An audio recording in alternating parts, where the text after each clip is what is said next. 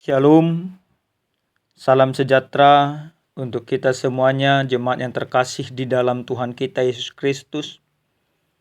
Biarlah kiranya kasih Kristus senantiasa melindungi dan menjagai setiap kehidupan kita. Jemaat Tuhan, sebelum kita mendengarkan sabda Tuhan pada saat ini, marilah kita terlebih dahulu menyerahkan hidup kita kepada Tuhan, kita berdoa. Kami bersyukur Tuhan kami untuk setiap kebaikan-Mu dalam hidup kami. Tuhan Yesus, pada saat ini kami akan mendengarkan sabda Tuhan. Biarlah kiranya Tuhan melindungi dan menjaga kami. Bahkan Roh Kudus-Mu membimbing dan mengarahkan kami supaya kami mengerti sabda-Mu. Dalam nama Yesus kami berdoa. Amin. Jemaat Tuhan, adapun kebenaran firman Tuhan yang menyapa kita pada saat ini tertulis dalam kitab Efesus pasal 6 ayat 21 sampai dengan ayat yang ke-24. Demikian kebenaran firman Tuhan. Supaya kamu juga mengetahui keadaan dan hal ikhwalku, maka Tikhikus, saudara kita yang kekasih dan pelayan yang setia di dalam Tuhan, akan memberitahukan semuanya kepada kamu. Dengan maksud inilah ia kusuruh kepadamu, yaitu supaya kamu tahu hal ikhwal kami dan supaya ia menghibur hatimu.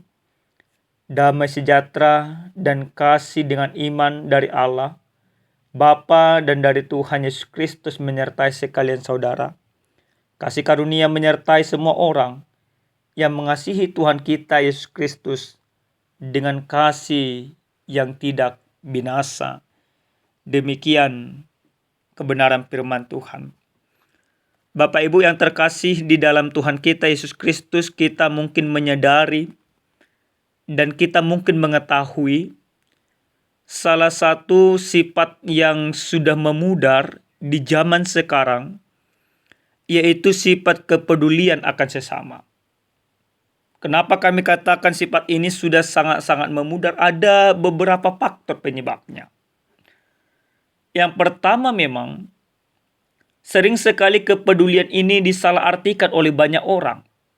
Contoh sederhana, ketika kita memberikan bantuan sedekah kepada orang-orang yang ada di lampu merah, para pengemis, ternyata mereka salah mempergunakan. Justru itu menjadi sesuatu pekerjaan mereka. Ternyata kita melihat ada banyak pengemis sekarang, mereka luar biasa kaya rayanya.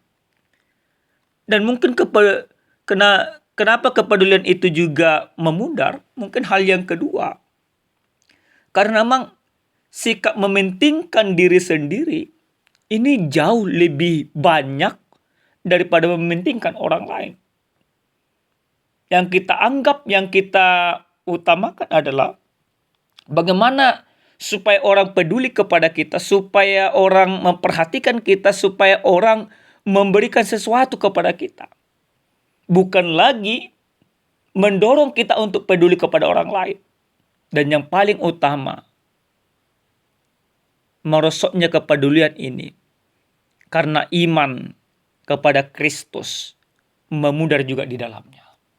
Artinya apa yang mau kami katakan Bapak Ibu? Orang-orang Kristiani, para pengikut-pengikut Yesus, tidak hidup lagi di dalam kasih kepada Kristus. Tidak hidup lagi kasih Kristus itu menggerakkan mereka untuk peduli kepada orang lain. Kristen yang semakin menutup diri untuk orang lain, itulah yang terjadi zaman sekarang. Nah, Bapak Ibu yang terkasih di dalam Tuhan kita Yesus Kristus, dalam sabda Tuhan yang sampai kepada kita pada saat ini, bagaimana Paulus memberitahukan kepada orang-orang percaya yang ada di Efesus tentang keadaannya melalui sahabatnya, melalui saudaranya seiman, yaitu Tikhikus.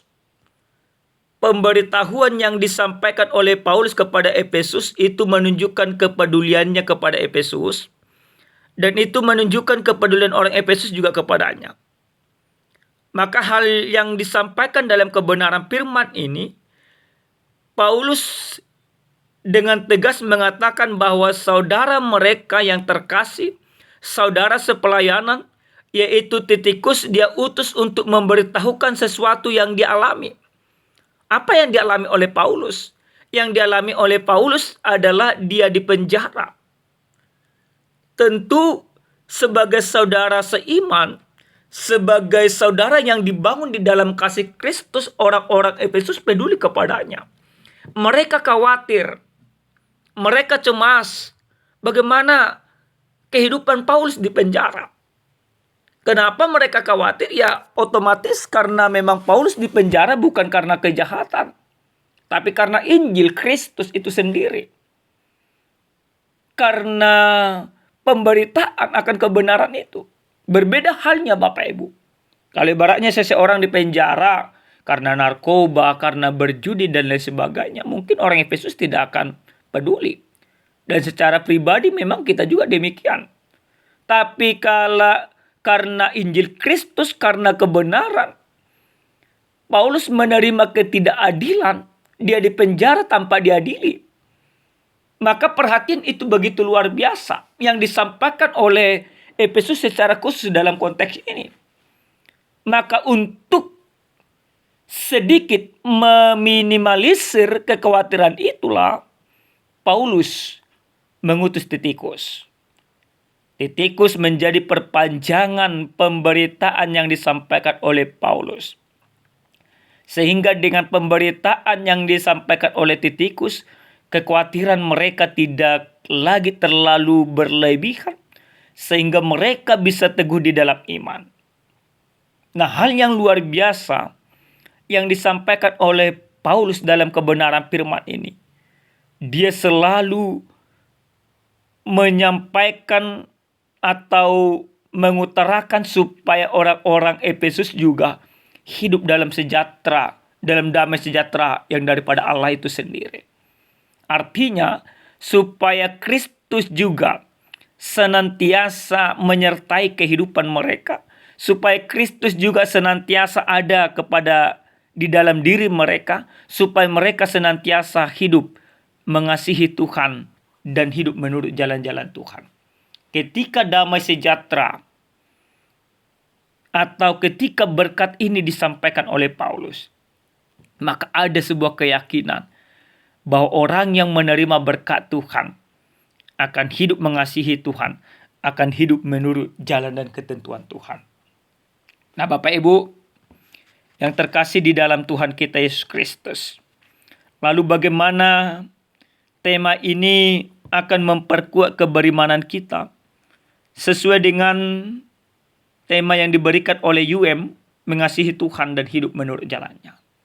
Apa yang boleh kita lihat dari firman ini? Yang pertama Bapak Ibu, kita melihat tokoh utama dari firman ini yaitu seorang Paulus.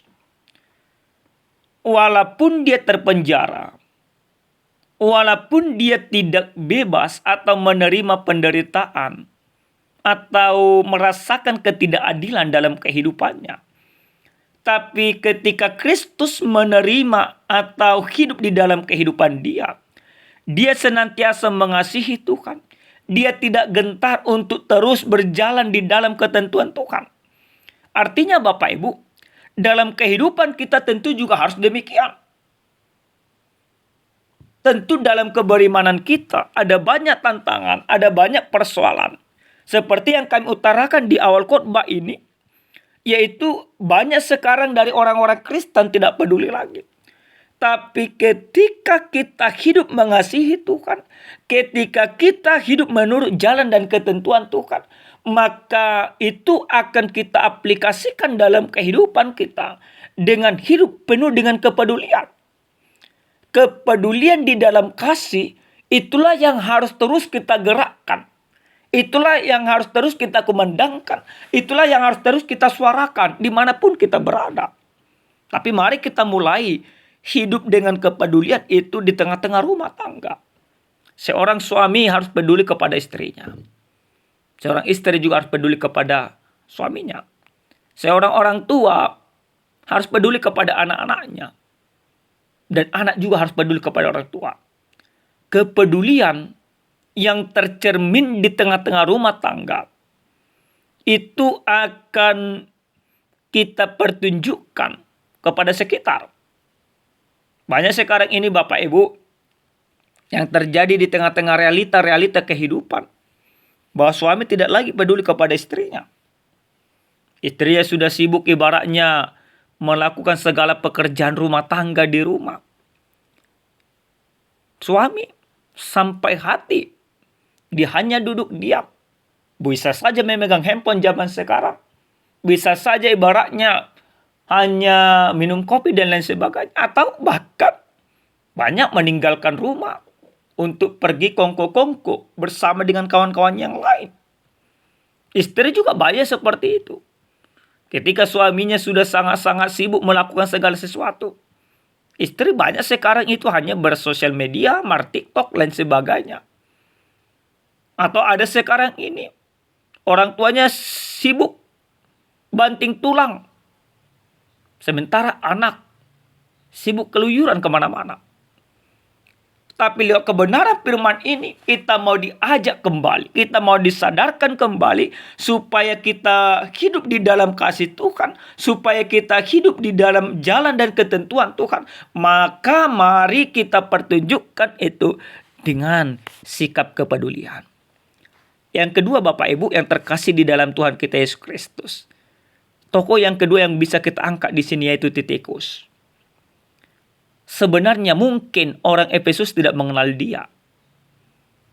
Karena orang Efesus tidak mengenal dia, maka Paulus memperkenalkan dia supaya kamu juga mengetahui keadaan dan hal ikhwalku, maka Titikus saudara kita yang kekasih. Jadi di sini Titikus ketika dia mengasihi Tuhan, ketika dia hidup di jalan Tuhan, maka dia tidak keberatan. Dia menjadi perpanjangan tangan Paulus untuk memberitahukan kepada orang-orang Efesus keadaan Paulus. Dia mau bekerja. Jadi ketika kita mau mengasihi Tuhan, ketika kita hidup menurut jalan Tuhan, maka kita mau bekerja dengan tulus. Kita mau bekerja dengan ikhlas. Kita mau melakukan segala sesuatu tanpa hitung-hitungan. Sekarang ini tidak lagi demikian Bapak Ibu.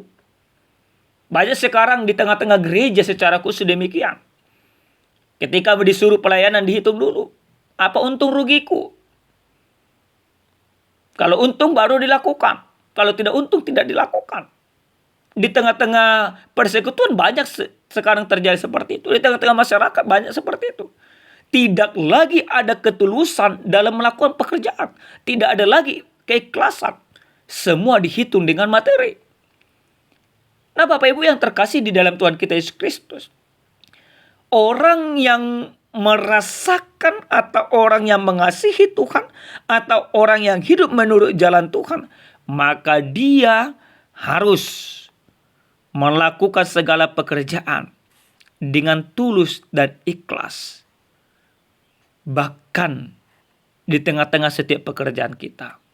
Kalaupun kita dibayar oleh karena pekerjaan kita, maka lakukan pekerjaan itu dengan sungguh-sungguh, tidak dengan neko-neko. Karena sekarang seperti itu. Ada di situ bos, dia mau. Tidak ada di situ bos, dia tidak mau. Tapi ketika Kristus memerintah dalam kehidupan kita, ketika kita mengasihi Kristus, lakukan pekerjaan kita dengan penuh tanggung jawab, penuh keikhlasan, penuh dengan ketulusan. Maka apa yang akan kita terima? Damai sejahtera Allah akan memerintah kehidupan kita. Oleh karena itu Bapak Ibu yang terkasih di dalam Tuhan kita Yesus Kristus, bagaimana orang yang mengasihi Tuhan ini yang terakhir, yaitu dia harus mampu berpikir positif. Orang Efesus menerima keberadaan Titikus, dia berpikir positif, mereka berpikir positif, Titikus juga demikian. Maka ketika Kristus memerintah dalam kehidupan kita, Ketika kita mengasihi Kristus, ketika kita hidup di jalan-jalan Kristus, maka lebih banyaklah berpikiran positif daripada berpikiran negatif. Amin. Kita bersatu dalam doa. Kami bersyukur Tuhan untuk firman yang berkumandang, yang telah mengingatkan kami. Biarlah dalam hidup ini kami benar-benar mengasihi Tuhan. Kami berjalan dengan ketentuan dan ketetapan-Mu. Terima kasih Bapa. Dalam nama Yesus kami berdoa. Amin. Salam sejahtera Bapak Ibu. Tuhan Yesus memberkati kita semuanya.